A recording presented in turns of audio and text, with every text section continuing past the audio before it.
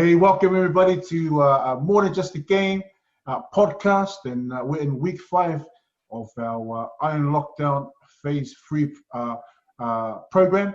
And tonight we're going to just switch it up. We're going to switch up the gear because over the last 5 weeks you've heard from athletes, you've heard from physios and people working in the professional arena. But tonight you're in for a treat.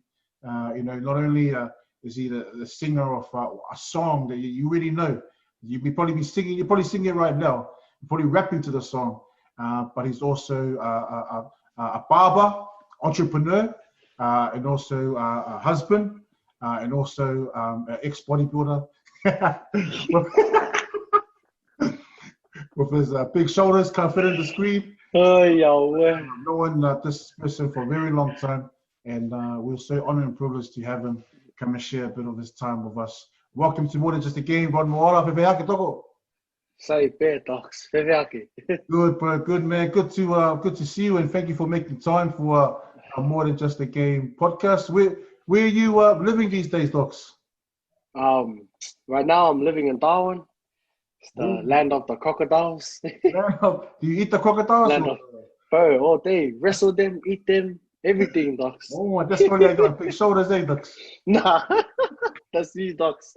Well, welcome to our podcast, docs. The purpose of our podcast is, especially in these times of COVID, a lot of young people are out there and not knowing what to do or how to stay motivated, how to continue to build momentum, and with our academy, our heart is working with athletes just to and athletes, non-athletes, just to encourage them to continue to push forward. So thanks for coming on, man. And, anytime, man. Look forward to hearing a bit more about your background and what you've been doing. But before we start, Toko, I've got 3 questions for you, and as part of our warm-up to our conversation. And so the first question, Docs, because, man, I can't just stop looking at your shoulders, man. Wow, they look like the Opera House. Just the shape of the Opera House. See. Yeah, where I can make to shake my head. Are those shoulders or boulders, Docs? Oh, money. Man. Now, just the first question, Docs, is I know you're growing up. I know a lot of us, we're into action movies, and I can think of a few now. But who was your favorite action hero growing up, Docs? Like, yeah, was it Rambo? I'm not sure his name. Rambo. Rambo. My old man. Yeah. Oh, what? Oh, what? Yeah, my dad Rambo. Oh, your dad Rambo. Oh, did you used to tie the thing around your head? Your dad's, hair kesi or tie around it? I used to grab my dad's ties and tie it around and pop the chest out and grab the fire and try and tutu my back. Try to heal the back. Try and heal the back. A bullet wound from the back. Oh, the man. And so second question, Docs, is what is your so if you, let's say you're saying crocodile up there, crocodiles in Darwin. If you could pick an animal between let's say a lion, a bear, and a crocodile, which animal would you feel like you could relate to or represent Ron Moala, the big shoulders? That's a good one, me. Probably have to be a bear, eh? Bear, oh, man. I was gonna say a bear because only bears have big shoulders like that. It's like, man, oh man. Big shoulders, but still beefing. Nice, Doco. And then third question, bro, is what's your favorite meal, Docs? Like what when you're not on singing or what's the favorite Ron Moala chill feed? Oh, bro, butter chicken. Oh, butter chicken, man. Does it remind you from the one from New Zealand, eh? The one from New Zealand, bro. Always. Nothing beats the one in New Zealand, but just gotta make do with the butter chicken we have up here. Nice. Good Awesome, enough. Doc. That's our warm-up questions for tonight. As I mentioned to all our viewers out there, we have Ron Moala with us. He is a musician. He's an artist. You probably see them on YouTube and throughout social media with many of his songs. Summer Heat with Wayno, Summer Heat with Wayno. Yeah, with Wayno. That Fallen, She Got Me, and the most recent, and there are many more.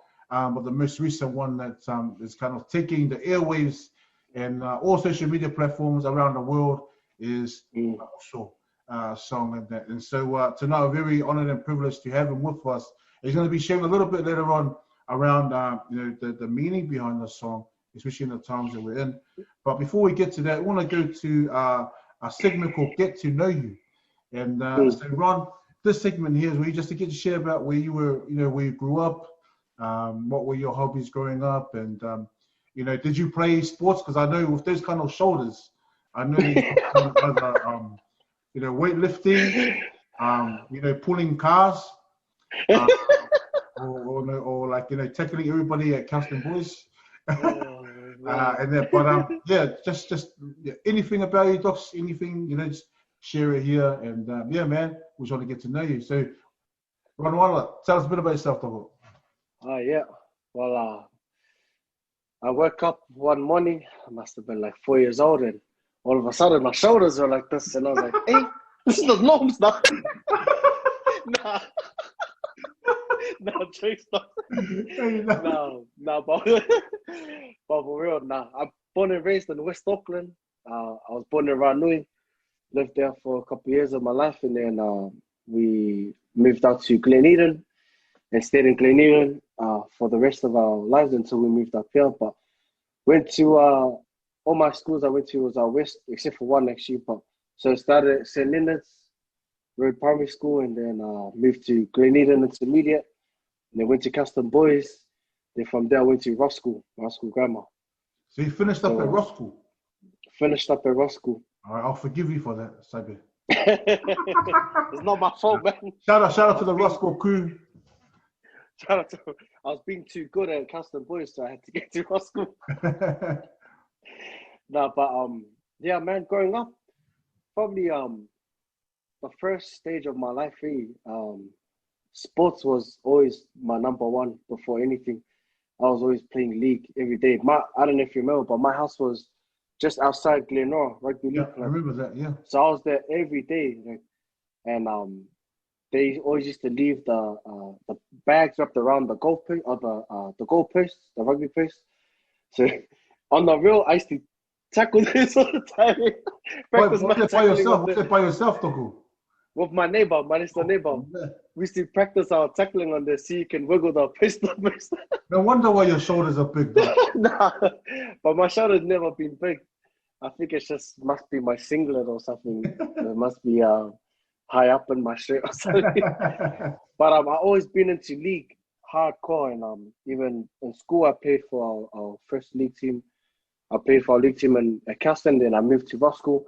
But in Ross School I played, league wasn't that big, so I had to play union. But I always played for Glenora, and I always remember that team we started in Glenora, the Titans, I'm part of the OG Titans team. Wow. In Glenora, and we went undefeated our first year of Titans. And shout out to Edwini, that's David, I don't know if you guys know David Fusitua. Yeah. Plays for, so his dad was our coach, him and another guy called Wayne. But those two, they were our coaches, and me and man took us to victory all the way. And I moved to Australia 2010, and I went to a school in Brisbane. It was a brand new school. Then at the end of that year, I moved to Darwin. Wow. So when I got to Darwin, I finished my last 2 years of high school here, up in Darwin. But I kind of realized later, like just during my journey with sports, that I used to do rugby like all the time, and it was me, and man, I used to love it. But every time I used to sing, it was like different. Like for some reason, I felt like I had more of a passion for singing than I did for play rugby. Yeah. But I didn't really understand it, so I was still like, nah, singing stink. That's boring. Let the girls sing. I'll just keep doing my rugby thing. But then every time I kept singing, every time I sang, man, I always felt more, how would you say it, like at home. when I sang than when I was on the field. Yeah. So slowly, one thing led to another, and as God does, takes you through different um, phases of your life, and you start to figure out the journey or the path that God has set before you, and then you just run with it. And later on in life, usually a lot of the times, people find their purpose or their goals in life when they reach rock bottom. After they hit rock bottom, then God shows them, God brings them up from rock bottom and shows them the plans or like the things that He wants them to do, for the rest of their life. So there was a long story short. I hit rock bottom in my life, and I realized that God wanted me to. He did want me to do music, but I had to put that on hold. But He wanted me to be a barber. That was my ministry, That was where He wanted me to build His kingdom in the barber shop. So slowly, like, it was funny, the stories, man. I seen miracles happen right in front of my eyes. Like, Wow. yeah, slowly going from when I started to now owning my own barbershop. I'm not a business owner. Like, I never owned a business before. I didn't even know anything about business. I grew up not knowing that I was able to run a business. I grew up always told, you gotta work like this, or you gotta work hard like this, or do this for money, things like that. So growing up, all I knew was just, if you're to work, you gotta work, you gotta go and work for this person or work for that, get this kind of job. So I never was taught to like be an entrepreneur, run your own business. So I never thought I had it in me until God showed me, and from one thing led to another, and now in a barbershop. And yeah, I'd say it's successful for its purpose, for the purpose that God has put it there for. Wow. Yeah, so in Darwin, I was the first urban barbershop open up in Darwin. And after I opened my one up, then a few other boys opened their one up too, which is good. So we're starting to bring up the urban culture, the barber culture, up into Darwin, like somewhere so far away, And that culture started in, like, that culture started everywhere. People can argue about it, but I'm talking about like the island urban barber culture. Yeah. The boys, like, bring it from, start in New Zealand and bring it out to Australia, and now all over Australia you see the polys in all the barbershops fading the same, and it's mean. It's good to see the culture build like that.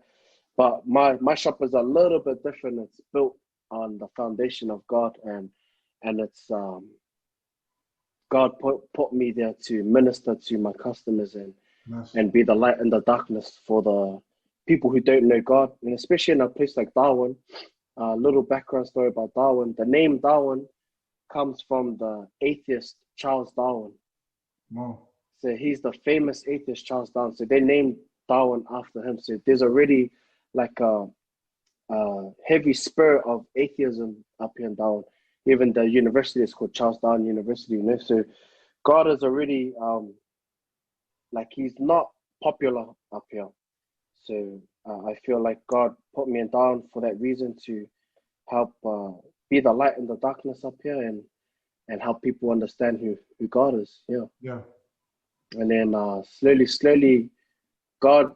So it's funny because God, like, put little glimpses of music here and there in my journey, and it's not till like now God has shown me, like, now is your time. You can run for your music now. Nice. But I think I had to find myself and understand where I stand with God. That I'm not meant to be in the limelight, but God is. And everyone knows with like music, even with rugby, comes fame, and with fame, there's a lot of dark areas of fame, and sometimes there's a lot of I, and me, and you start to put yourself in the limelight, and you start to put yourself before the purpose that God has put before you, until something humbles you, And God humbled me quick, and I'm glad God humbled me quick while I'm still young, so that way I understand where I stand with God, and when I do my music now, I have a lot more years to cover with knowing that God is in the front all the time, all the way through, rather than finding out later and I only have like a few years of my life left. Like, you know what I mean? Yeah. So yeah, I'm glad, and yeah, God is good, and he's always faithful, and always loyal, always, and always has a plan for everything, even in the setbacks, in the struggles. There's always there's always a reason for but God in all those struggles, you know, and all those setbacks, and it's always a time to it's God puts these things in place so that when we do overcome them, everyone sees God's glory from those situations, you know. So it's good. It's been good, yeah. That's man, what a story, man. You know, so powerful. You know, just to hear where you, you know, grew up back home. You know, following a path of sports, then hitting your rock bottom, but then you know you found your purpose. You know, in faith, and you know, and you know, there are many probably viewers on our podcast tonight that don't have faith or believe in the God that you and I believe in, and that. But there are still things that you can learn from Ron's you know, story that he shared in regards to finding your purpose, and you know, turning your setbacks into comebacks, especially for you young athletes. You know, I know that this year hasn't been an easy year for you, with you know, club season being called off and all of that, and you know, so how much you've been looking forward to your season.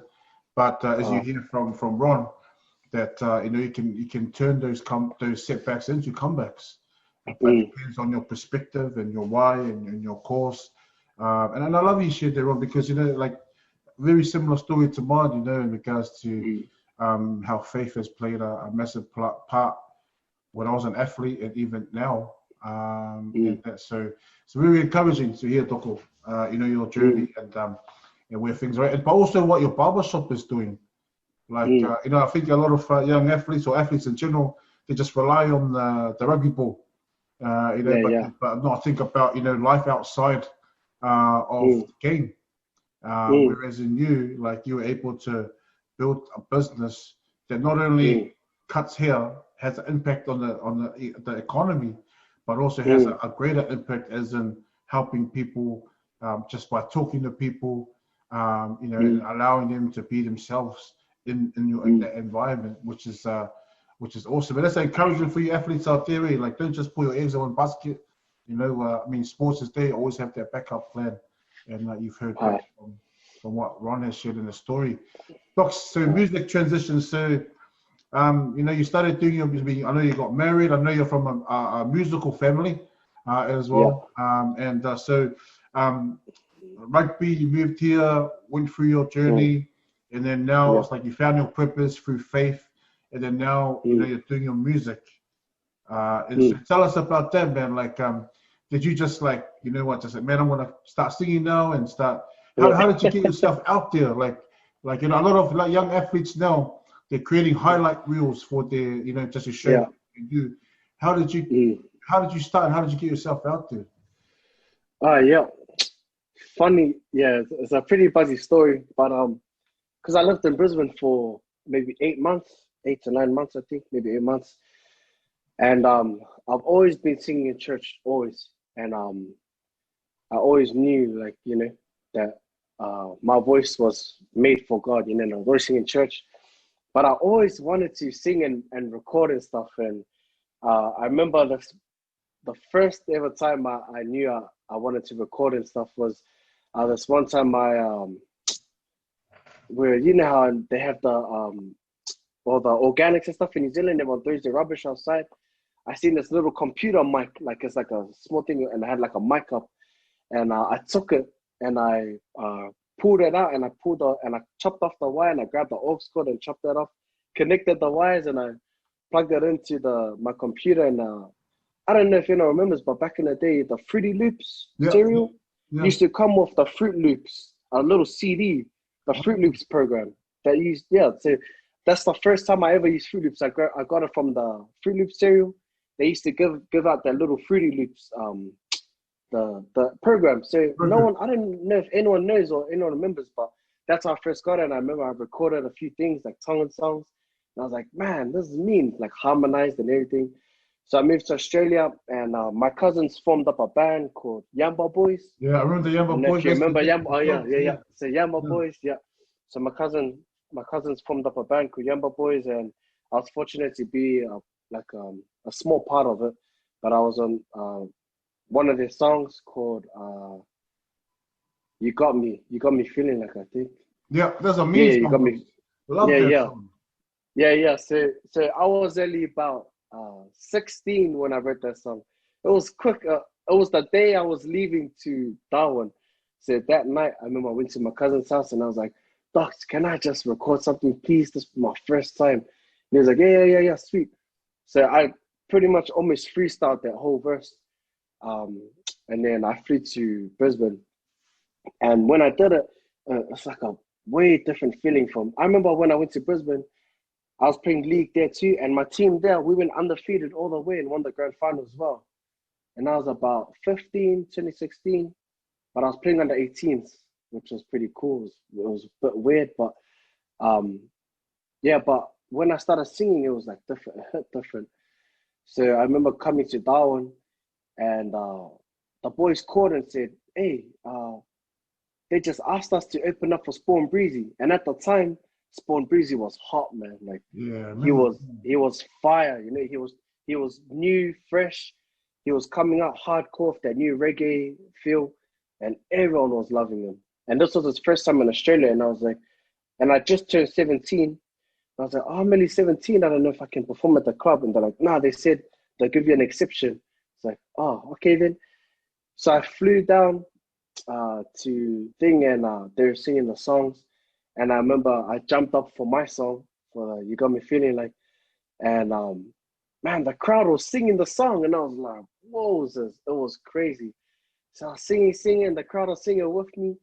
And then as soon as we finished the performance, and I remember that night when I went home, I haven't told anybody to say, but God spoke to me and He said, "I can take you on stages like this, but you have to follow my lead." And I was like, "Oh yeah." That's when like I started to feel like I was the man. I was like, "See, bro, I know I can do this." So I went back to Darwin, and that song started like kind of becoming a hit, and people were playing it everywhere on radios and stuff. And then I started dropping other songs. I dropped a few other songs after that, and they're okay. But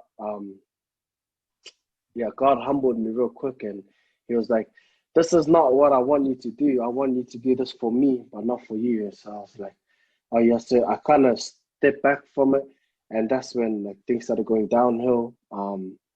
Real quick, like yeah, dad got sick and he wasn't able to work anymore, so I had to start working early and help mom work and pay the bills, stuff like that.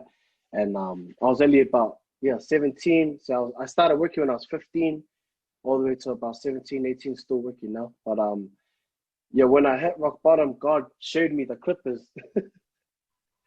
And long story short, I went down on my knees and I surrendered my life to God again, and just in my room. And I went down crying and everything, and asking God for forgiveness and help. And the next day, my dad rocks up, uh, and two of my brother just came up to town, and they went to the mall and came back with these cheap ass Remington Clippers.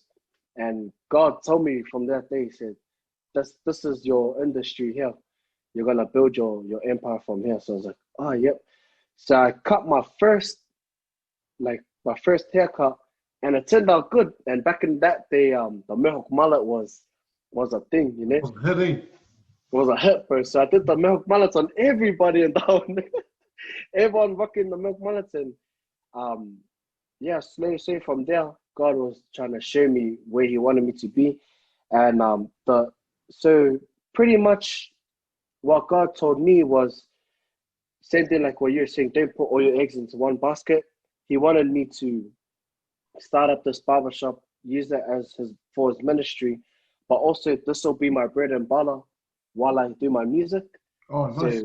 So because for musicians, we don't make, unless you're like Beyonce or like Kanye West, we don't make a lot of our money from our music. but we do make it from like the gigs and stuff and things like that. And tours, that's where you make all your money, you know? So while I was doing my music, I'm making my money, like my bread and butter for my barber shop, and then pushing my music also so that I'm not left empty-handed. Yeah. So yeah, so I started doing music again, like, you know, when I did She Got Me and Fallen and Summer Heat with Wayno, and I was going mean, and I was always, you know, remembering God and in the beginning of everything and praying before my gigs. But then slowly, again, man, I started drifting away and I started going back into the same bad habits that I was So when I distractions. first started. Yeah, the distractions, and everybody knows with music, man, there's a lifestyle that comes with it. But there's a saying that this one guy said to me, you can be in this world, but you don't have to be of this world. Yeah. So yeah, I was definitely being of the world. Like I was doing all the worldly things, started going backwards again, and God pulled me out quick. And it's funny. This is a real buzzy story for those who are Christians that are trying to walk out this faith walk, and those who aren't too. But God can take away at any time, just with a blink of an eye, you know. There was a part, like, while I was doing those songs, there was a part in that time where I started recording and my voice just wasn't coming out good. Like my voice wasn't coming out good. And the boys that know me, man, I could write lyrics in a second. If they show me a beat, I'll write straight away. I'm like, within 5 minutes, I already have my whole verse. And I'll do it to every single beat that I was getting. But then people were sending me beats, I couldn't even write one sentence. It was weird. Like I couldn't write anything. And then God told me, He said, humble yourself. This is my gift I gave to you. You didn't earn it, but I gave it to you. And I realized, man, what am I doing? You know, I'm starting to fall back, and I'm starting to put me at the front of everything, and Yeah. I'm starting to praise myself. You know, so I had to take a break. And while I was taking my break, I got married, and yeah, the best decision I made in my life, and got married, and Got married to just learning how the real to. bossy. Yeah, congrats to the real boss, man. Bring up to the real boss. So yeah, I got married, and learning how to live with my wife, and that journey, the journey of marriage, and it really humbled me, man. And God definitely put her there to help me with my journey, especially. Yeah. I'm sure every man has the same thing. Like our wives always humble us when we're getting out of line, or they're always there to smack us and pull us back in when we're starting to drift away from the main objective. So it's been good, and I've just been praying hard out and trying to find myself in God, and praying. And I always knew when God tells me I'm ready, it's gonna be a banger, like it's gonna be big. But I know it's not yet. And everyone's like, ask me, bro, when are you gonna drop in a song? I'm like, I'm off the mic for it. But I packed up my mic and everything. I packed that up my studio, and I've just been quiet for a while. And then all of a sudden, I hear the Standard Music guys. Yeah, They yeah. dropped a song called My Uso. And I heard it and I was like, man, this song was bad. And to be honest, when I first heard that song, it made me emotional. And I was getting teary in the car when I was listening to it. I was like, man, what a beautiful song. And but when they were singing that song, like that chorus, it hit me a bit different. I had a whole different view of it, of the My Uso. So yeah, anyways, I shared their song, and of all the people they could have asked, they messaged me and they said, Oos, we want you to be on the remix for the My Uso track. And I was like, oh man, I haven't been doing music in a while, man. So it might be better if you hit someone up that's fire right now, because they'll bring the exposure for you. They're like, nah, we want you on the My Uso track. And I was thinking, of all the famous people now, of all the famous rappers, like, because if you heard the original one, it's all just rapping, you know? It's only the chorus that's singing. And I was like, fuck, all the famous rappers out there, they can hit up, they're hitting me up. And I'm a singer, I'm not even a rapper. And not only that, I'm a Tongan, I'm not Samoan, you know. Also, the name of it might also Samoan. Yeah. But then I came home and I told my wife, because I was a bit nervous because I haven't put a pin to the pad in a while and I haven't pulled the mic out from its box. And she said, yeah, up to you. And I was like, oh, yeah. So I prayed about it and I didn't hear from God then. It was weird. And I was like, God, man, tell me, because I don't want to get my hopes up, record this track, and then I end up going through the same thing, praying. And then I knew it was from God. As soon as I played the song, my whole verse came to my head straight away. So before I recorded it, I prayed, and because I hadn't recorded in a while, so I prayed and I said, God, if this is from you, this is gonna flow one take. I'm gonna do it all in one night.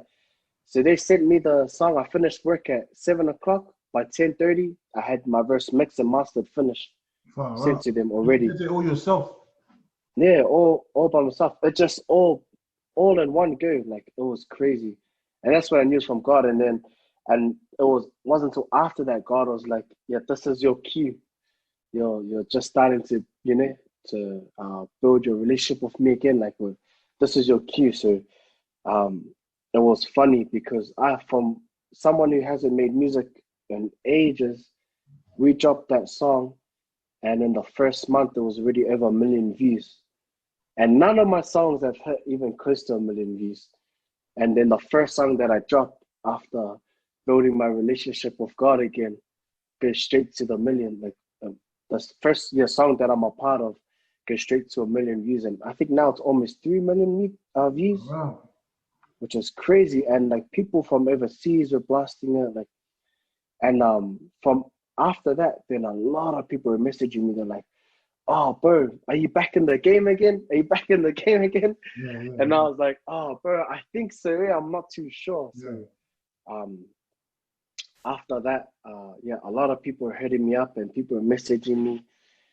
And then, it was just important for me to make sure that I kept everything in check with God. So I prayed about everything, and all my songs that I've been writing lately, I've been praying about it and writing my lyrics and stuff like that. So that's how I got back into music.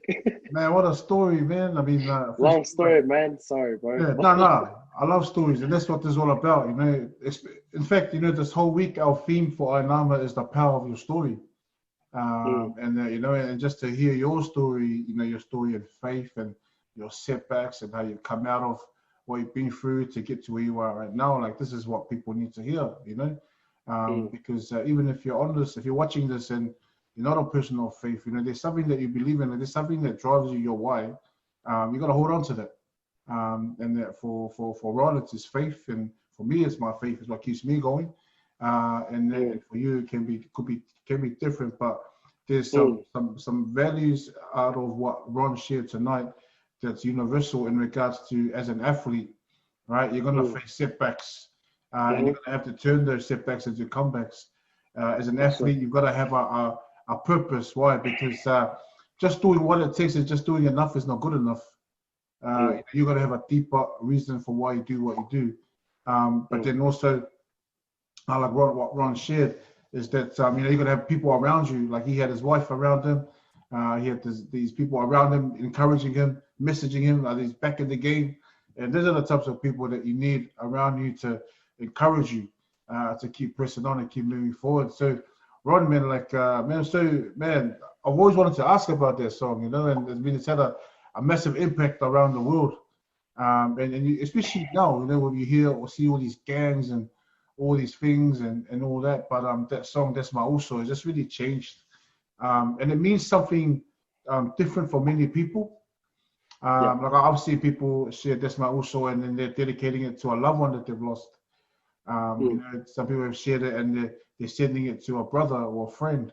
And then, so, man, massive big ups to you and the boys at Standard, just for that hit, man. And I know that there'll probably be more hits coming up.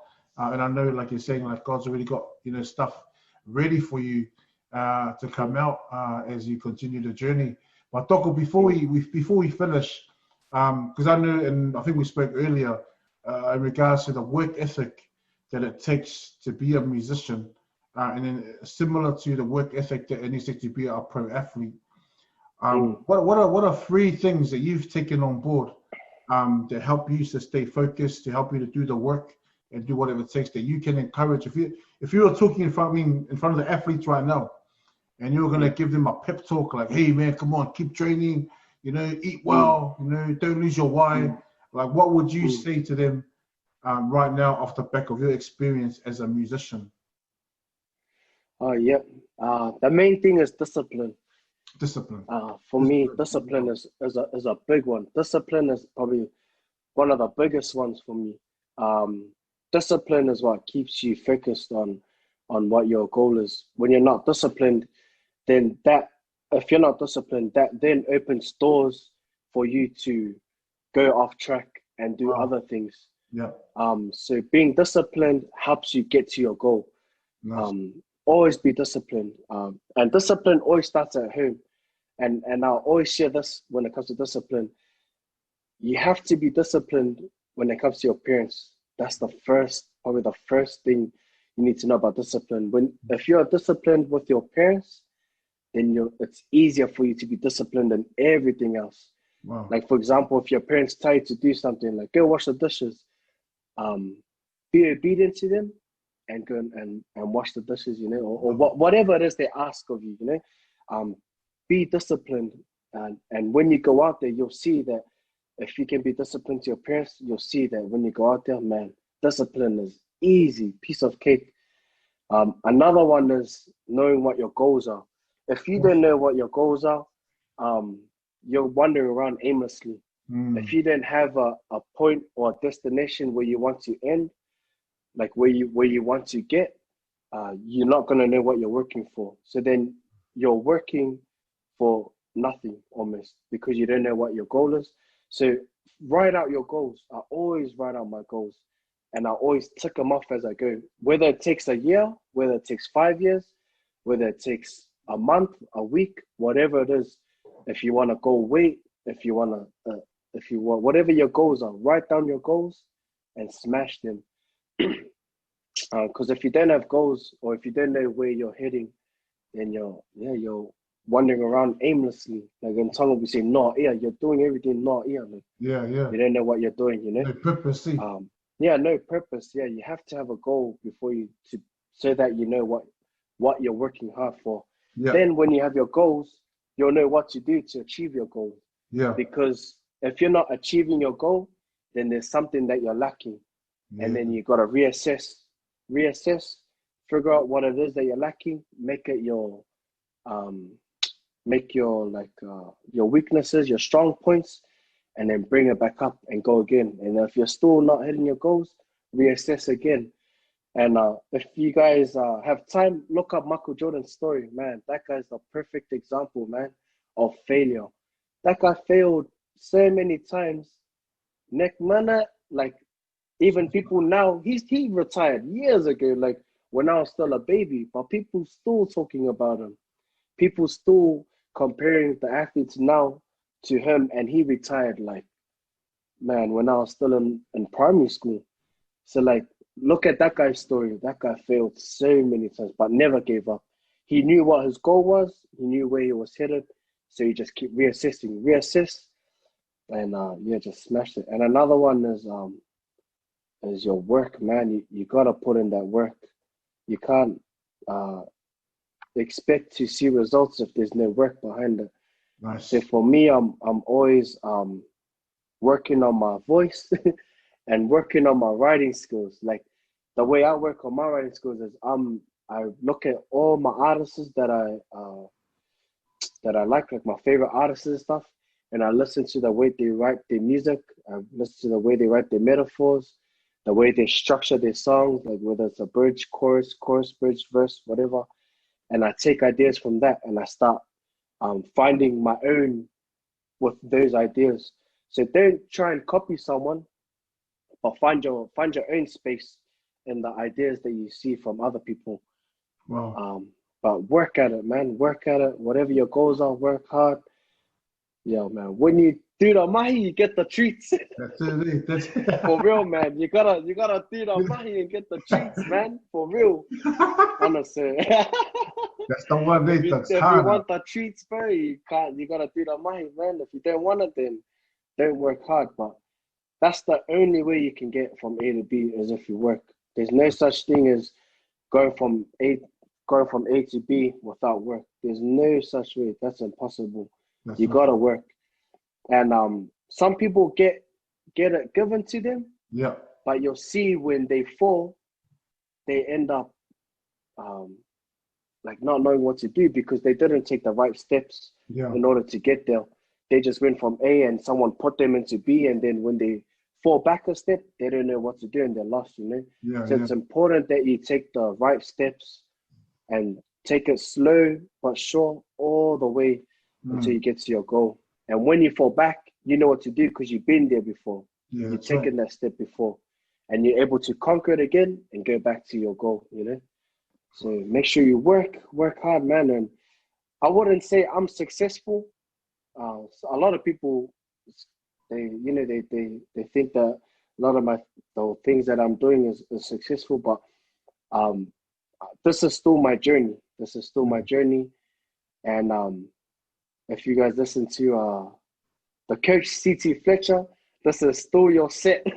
I'm not gonna say the words in between what he says, but this is still your set. And that guy, man, that's one quote I always live up to too, man. This is still my set. Like if I'm breathing, if I'm still alive, this is still my set.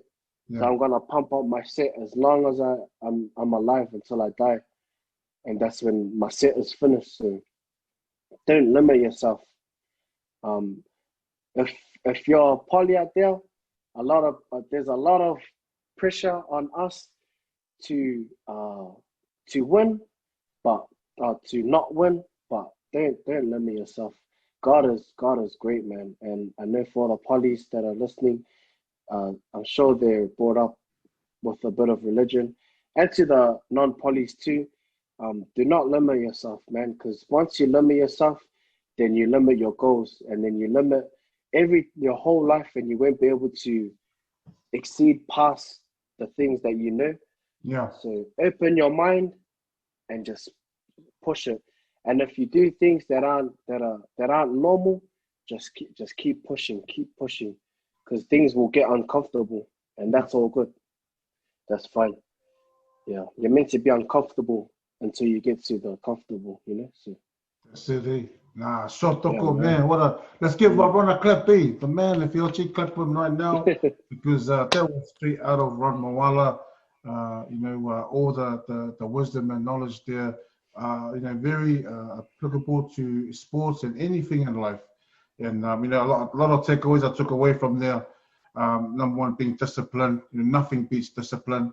Having goals. I liked what you said, Ron. A person without vision will perish, or if you got no goals, you run around aimlessly. That's massive, right? And then the other one is the work. If you don't do the work, there's no struggle, there's no success without struggle. So you got to do the work, you got to work for it, and can definitely see that and evident in your life, Docs, what you've been able to achieve. And I know that everybody watching tonight have been very blessed by what you've shared. And about your journey, because this is about the power of your story, the power of your journey with faith, your music, your family, but also I know that God has many blessings and other doors to open for you, in this next phase of your journey. And so, on behalf of Ailama, Docs, we want to say in the community, in all the Tongue community, thank you, Docs, and that for all that you do. And for the positive vibes that you always bring, every time you're singing and every time you're out there, you're always saying hi to people, and that's what we love about you, Toko. So before we go, Docs, there's just a little request here from me. All right, can you drop that? Can you drop that, man? That's for our viewers, man. Of course, yeah. Toko. I see it coming in. That's funny. Pardon me. I'm trying to figure if I have the instrumental, or maybe I'll just do a cappella. Yeah, I'll probably just sing a cappella. Ready? No, ready. Selke. I'll be repping that TOKOUSO. You know how we do it. Taputukulala. Coming in from the 676. Grateful and humble to be on the remix. But I won't lie. Somewhere down the line, things change. We're in our right mind. Someone's fighting Samoans. Samoans fighting Tongans. Even though we are on the same side. But now I say, that's my toko. Nice. That's my uso. It's toko uso for life. Say okay. Nah, man, everybody a round of applause. Rondell was amazing, Toko. And I really enjoyed our conversation tonight on More Than Just a Game. Plenty of golden nuggets there for everybody to take away. So make sure if you have any questions or anything like that, reach out on our page and I'll connect with Ron again and all that. But Ron, again, from behalf of our Ainama and everybody down here in Melbourne, please send our love to Sister Leah as well for allowing you, freeing you up to talk today. The real boss. I'm not the boss, bro. But I know that there'll be other times where we can connect again. So, off out to go, Docs. And Docs. Any shout outs to anybody?